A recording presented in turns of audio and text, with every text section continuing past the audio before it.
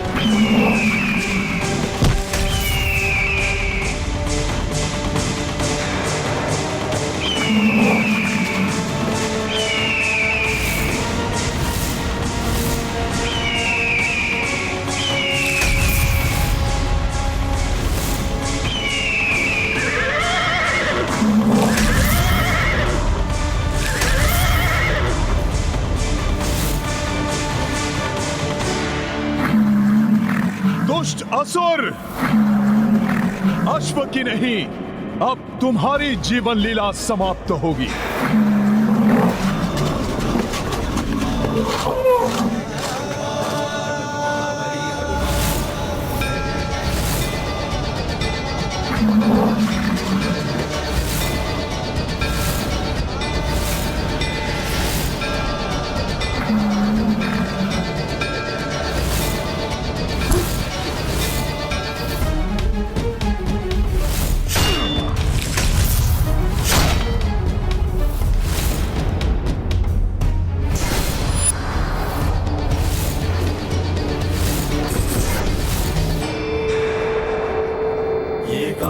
महाबली हनुमत की, रुचिकर लीला राम भगत की। जय जय जय रघुनंदन राम, जय जय जय महाबली हनुमान। पंच रूप पवन सुत धारे, पांचहु दानव क्षण में संहारे। जब सहाय बलि हनुमाना, राम काज में को व्यवधाना। ये गाथा महाबली हनुमत की, रुचिकर लीला राम भगत की। जय जय जय रघुनंदन राम, जय जय जय महाबली हनुमान। जय जय जय रघुनंदन राम, जय जय जय महाबली हनुमान।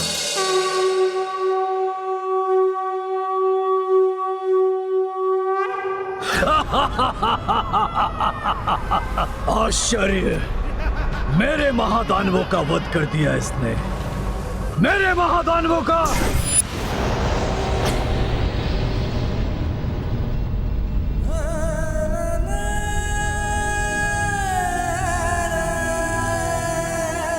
प्रभु श्री राम के अनन्य भक्त हनुमान, हमसे बड़ी भूल हुई है, हमें क्षमा कर दीजिए।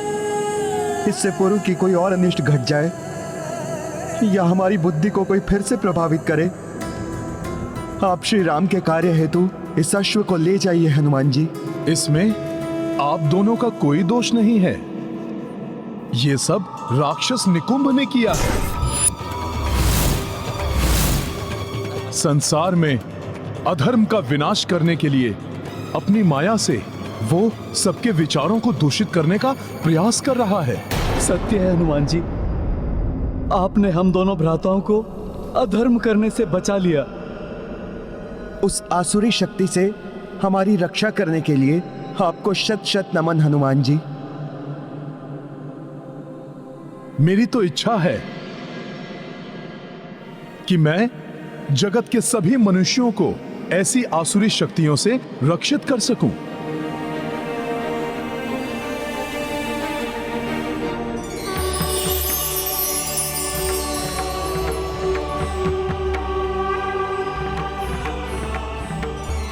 प्रणाम ब्रह्मदेव।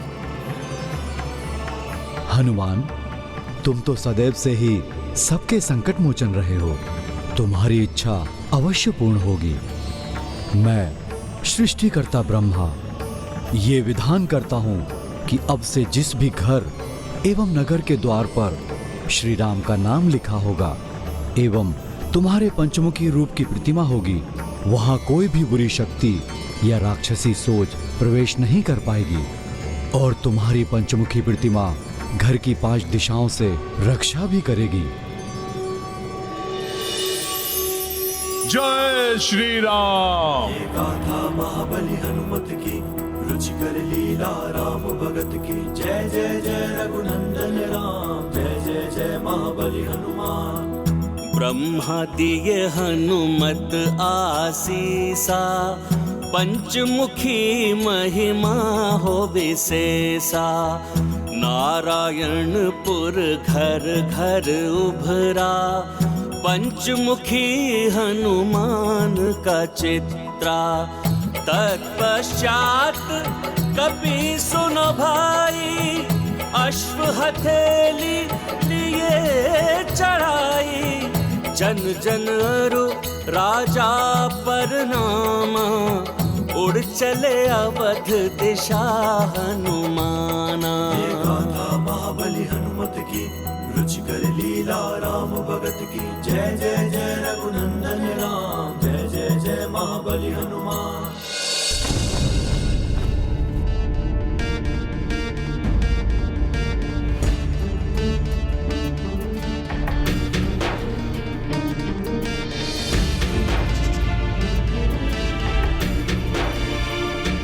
उषा काल की लालिमा छा चुकी है क्षितिज पर। अब किसी भी क्षण सूर्यदेव की प्रथम रश्मि यहाँ की धरा को स्पर्श कर सकती है और यदि इस क्षण के पूर्व हनुमान नहीं आ पाए तो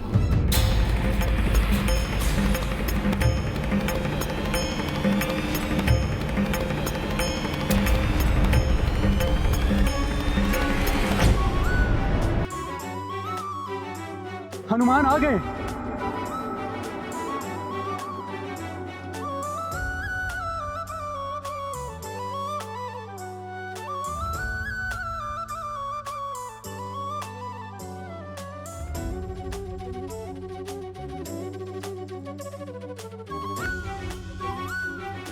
किंतु सूर्यदेव की रश्मि तो धरा को स्पर्श करने वाली है।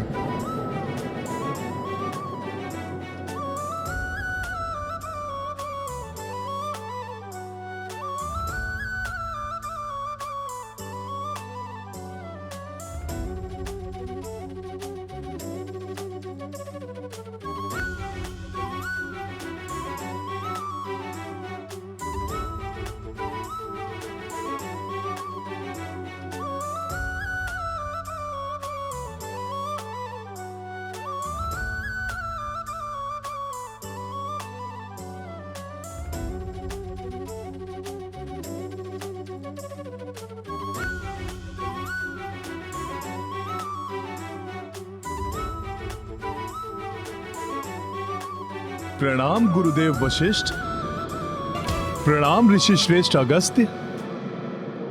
कल्याण हो। प्रणाम प्रभु। प्रणाम माता। माता, कहीं मुझे आने में विलंब तो नहीं हुआ ना? पुत्र हनुमान, तुम्हारे होते हुए प्रभु के कार्य में विलंब कैसे हो सकता है? माता, ये कार्य भी मैं प्रभु के प्रताप से ही पूर्ण कर पाया।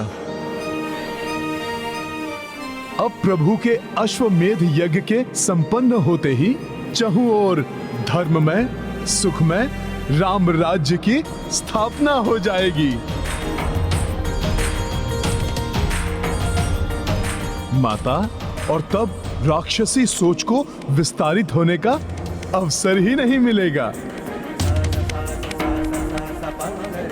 हनुमान, यदि तुम चाहते हो कि सुख में राम राज्य स्थापित हो जाए, तो जब तक अश्व पूजा होती है तब तक तुम्हें जाकर एक और महत्वपूर्ण कार्य करना होगा। ऋषि श्रेष्ठ, आप आदेश दीजिए। तो सर्वप्रथम तुम ये बताओ कि अश्वमेध यज्ञ के विषय में तुम्हें कितना ज्ञान है एवं यज्ञ के अश्व का क्या महत्व है।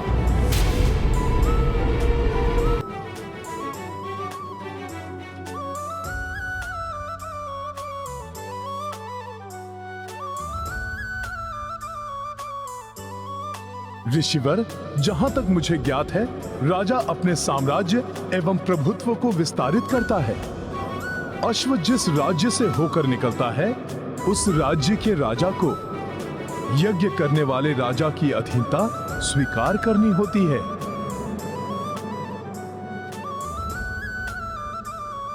किंतु यदि कोई उस अश्व को रोकता है, तो उसे यज्ञ करने वाले राजा की सेना से युद्ध करना होता है।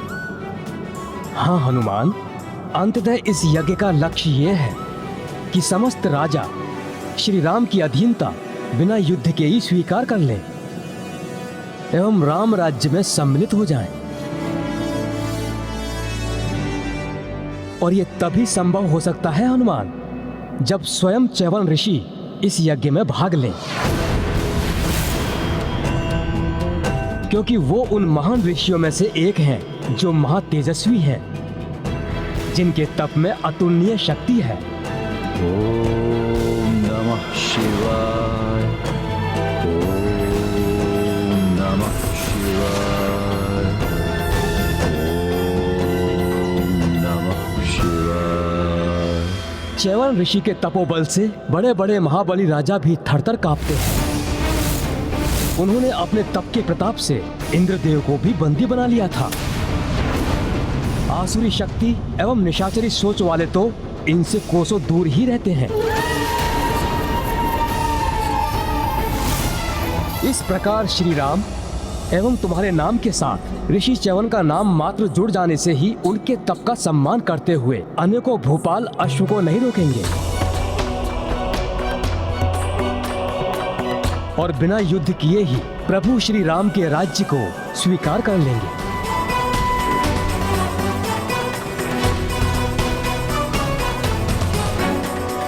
परंतु ऋषि च्यवन सरयू किनारे तप कर रहे हैं, शीघ्र कुपित हो जाते हैं वो।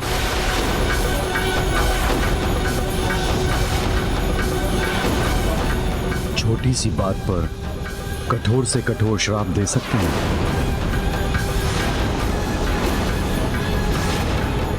उन्हें यज्ञ के लिए यहां ला पाना लगभग असंभव ही है हनुमान।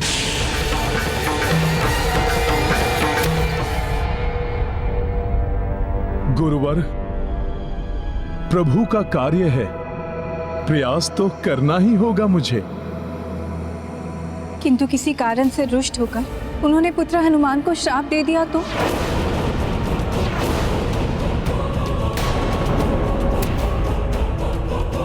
माता, आप चिंता मत कीजिए, मैं ऐसा नहीं होने दूंगा। यदि माता ऐसा कुछ हुआ तो भी मैं प्रभु का नाम लेकर उनके श्राप को भी आशीर्वाद समझकर मैं ग्रहण कर लूंगा।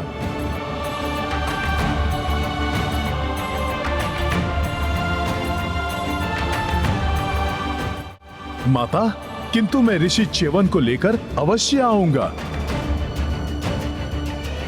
कार्य कितना भी जटिल हो, किंतु बिना किसी संकट के समय रहते यदि वो कार्य कोई कर सकता है तो वो मात्र हनुमान ही है।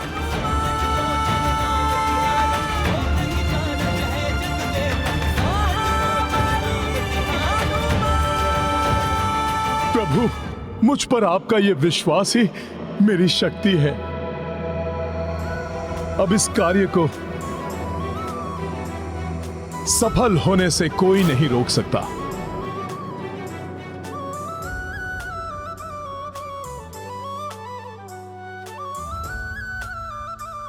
प्रभु, आप बस मुझे आज्ञा दीजिए। सफल मनोरथ बाबा।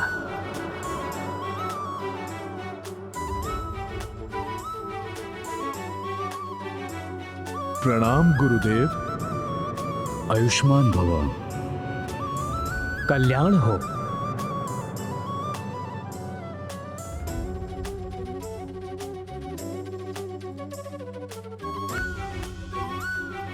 जय श्री राम।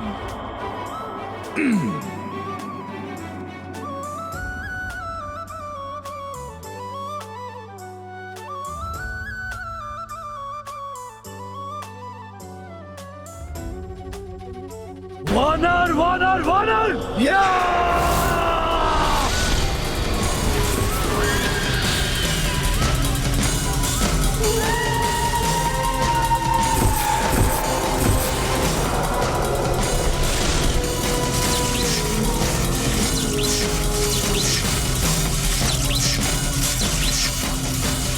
ये वानर ही मेरी राह का रोड़ा है। अश्व को अयोध्या पहुंचाया और अब चैवन ऋषि को लाने चल दिया। नहीं, चैवन ऋषि के आने का अर्थ है राम राज्य की शीघ्र स्थापना। जब हम आसुरी सोच से पतित नहीं कर पाएंगे मनुष्यों को, तो कैसे होगा पाप का विस्तार, कैसे होगी अधर्म की जय।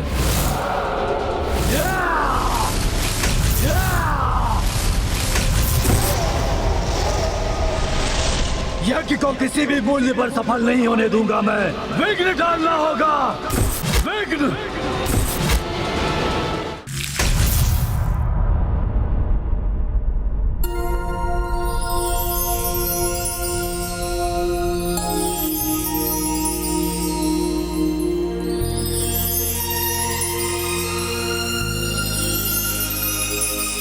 कैसी सात्विक ऊर्जा उपस्थित है यहाँ चहुं ओर। ओम नमः शिवाय। सत्य ही कहा था ऋषिवर अगस्त्य ने। तप के तेज से यहाँ का संपूर्ण वातावरण शुद्ध, पवित्र एवं दिव्य बना हुआ है। ओम नमः शिवाय। च्यवन ऋषि भी आसपास ही कहीं होंगे।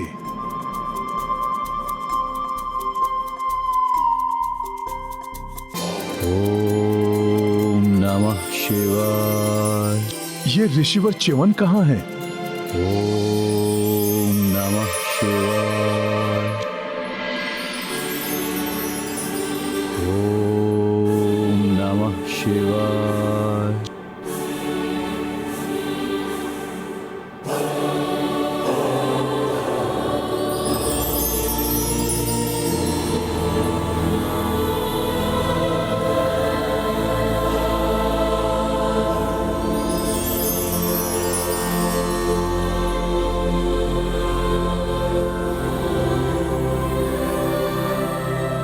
तप का ऐसा अद्भुत एवं विचित्र तेज, ऋषिवर च्यवन भी इतने युवा, आश्चर्य है।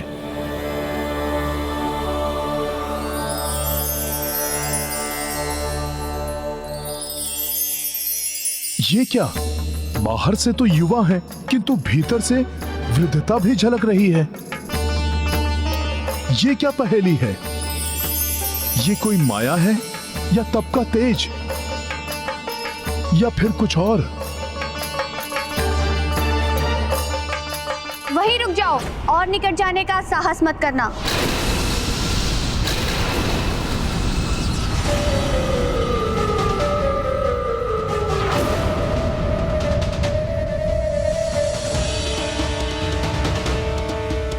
अब तृण भर भी आगे बढ़े तो तुम्हें ऋषिवर के प्रलयकारी कोप का भागी बनना पड़ेगा। कौन हो तुम? प्रणाम माता। मैं प्रभु श्री राम का सेवक हनुमान हूं।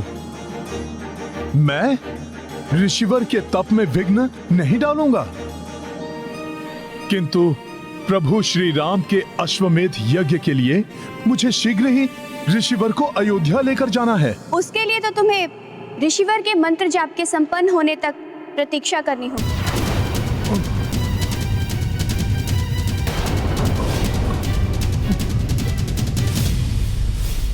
परंतु माता, प्रतीक्षा करूंगा तो अश्वमेध यज्ञ का मुहूर्त ही निकल जाएगा। हनुमान, प्रतीक्षा करने के अतिरिक्त तुम्हारे पास अन्य कोई विकल्प नहीं है।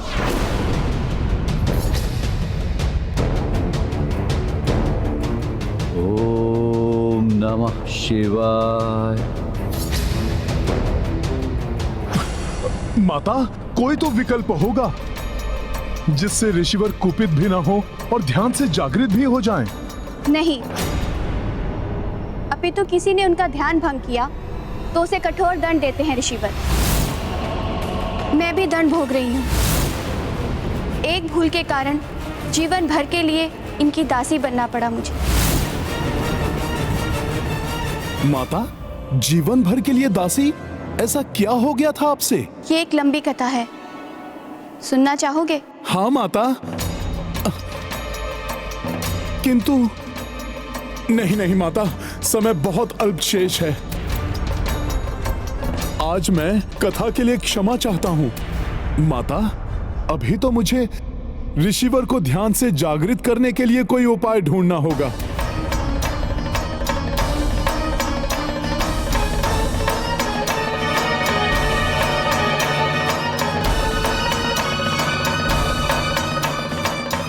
क्या हुआ हनुमान? तुम्हारे मन में कोई जिज्ञासा उठ रही है? जिज्ञासा तो है माता। सैकड़ों वर्षों से जिनके प्रताप के बारे में सुना है, वो देखने में इतनी कम आयु के हैं। देह से युवा प्रतीत हो रहे हैं माता, किंतु तपोबल किसी दृढ़ आयु समान ऋषि के जैसा है। इसकी भी कथा लंबी है, कहो तो सुनाऊं? माता, तब तो आप रहने दीजिए।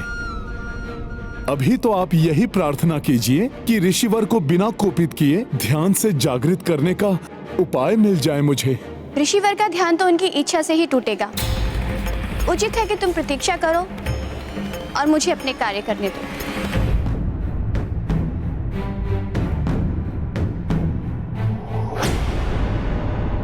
ये तो बड़ी ही दुविधा उत्पन्न हो गई। प्रतीक्षा करूंगा तो मुहूर्त निकल जाएगा, और यदि ऋषिवर का तप भंग हुआ तो अनिष्ट हो जाएगा। क्या करूं मैं?